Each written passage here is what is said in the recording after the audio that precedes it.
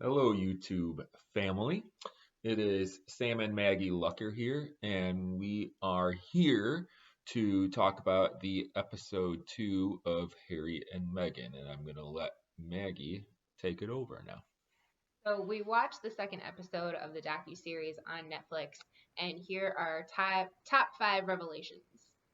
A non-revelation is that this episode didn't have as many revelations as episode one.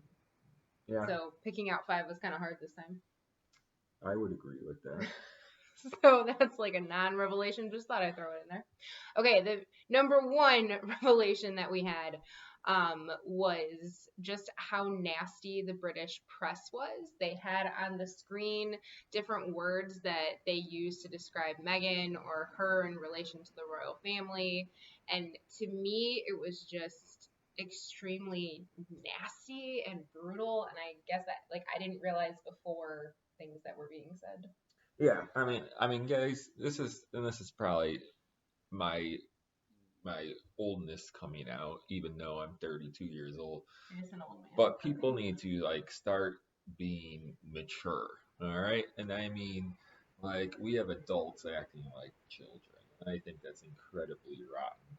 And You mean people on the internet? on, Writing nasty on things? the internet, in person, people could think they could just say whatever they want to say, and I get the freedom of speech and everything like that, but people, we gotta use our minds. I mean, what's the golden rule? Treat others how you want to be treated.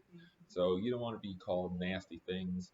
Why do you think people should go around calling other people nasty things?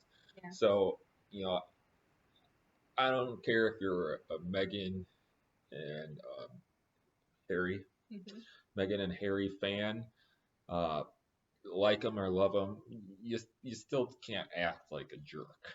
All Yeah. right, and I think the British press, and honestly, 95% of the world, I'll be honest, can act like jerks at times. We gotta be more mindful of what we do and say. I like that. I like that. Which brings me to revelation number two.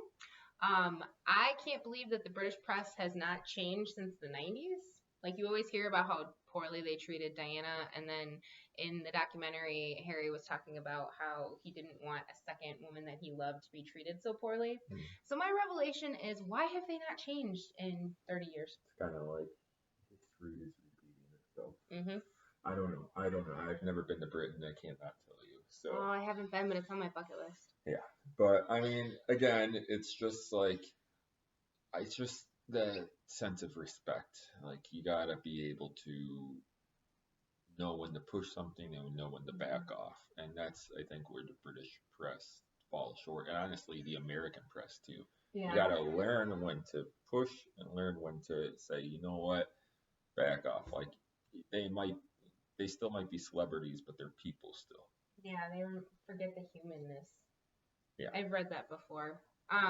Okay, so number three revelation is the rite of passage. Harry talks about how a family member said to him, you know, this is a rite of passage. They put my wife through the same thing, which leads me to speculate that Prince William was the person who said that, because they did put Kate Middleton through the ringer. But the difference and the big thing that Harry said was that when it comes to Kate Middleton versus Meghan Markle, there was quite a racial undertone to it, which is why he eventually ended up making a statement, even though his whole family said to just ignore it, let it go away. It happens to all of us. Yeah, Mm-hmm. Now I wonder, is that a British thing? Is that a royal thing? Is that just a them thing? I don't know. I think it's every type of thing. I think everyone deals with it. Just sweep it under the rug. Yeah, in some way, shape, or form. Yeah.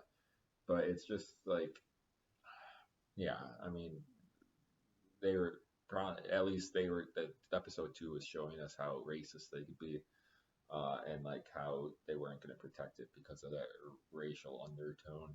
Yeah, but they said it was just, that's how it is. They're all right. Upset about that. Which brings me to revelation number 4, which is all about the cultural difference between America and the UK.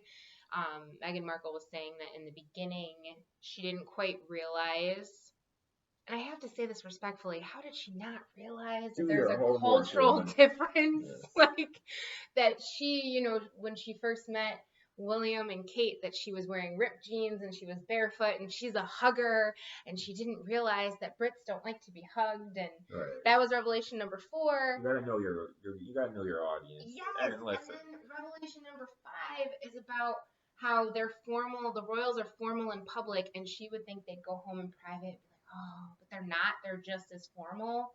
And again, like, is that a cultural thing that maybe she could have been more prepared for? No, I just thought that was a little weird. I think you should be able to relax a little bit. Yes, but we are American. Yeah, I think. Maybe British culture is different. I don't know. I think you see all these British rock stars relaxing.